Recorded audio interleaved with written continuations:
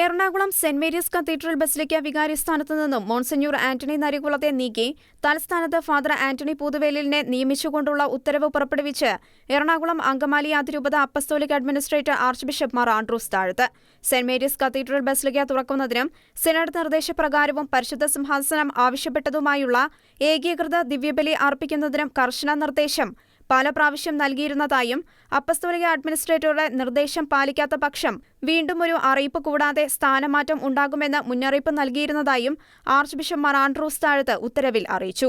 2023 July 1 അയച്ച email വഴി Monsignor Antony Narikulam apostolic administrator Mar Andrews Thazhath നൽകിയ നിർദ്ദേശങ്ങൾ പ്രാവർത്തികമാക്കുന്നതിനുള്ള തടസ്സം അറിയിച്ചതായും ജൂലൈ 3 നടന്ന സീറോ മലബാർ സിനഡ് പെർമനന്റ് അംഗങ്ങളുമായുള്ള വേണ്ട കൂടിയാലോചനകൾക്കും ചർച്ചകൾക്കും ശേഷം എറണാകുളം സെന്റ് മേരീസ് കത്തീഡ്രൽ ബസിലിക്കയുടെ വികാരിസ്ഥാനത്തു നിന്നും മോൺസിഞ്ഞൂർ ആന്റണി നരികുളത്തെ നീക്കാൻ തീരുമാനമായതായും ആർച്ച് ബിഷപ്പ് മാർ ആൻഡ്രൂസ് താഴത്ത് അറിയിച്ചു. മൂഴിക്കുളം സെന്റ് മേരീസ് ഫൊറോന ഇടവക ദേവാലയത്തിൽ വികാരിയായി മോൺസിഞ്ഞൂർ ആന്റണി നരികുളത്തെ നിയമിച്ചതായും ആർച്ച് ബിഷപ്പ് വ്യക്തമാക്കി. 2023 ജൂലൈ 4 മുതൽ ഉത്തരവ് പ്രാബല്യത്തിൽ വരുമെന്നും അറിയിപ്പുണ്ട്.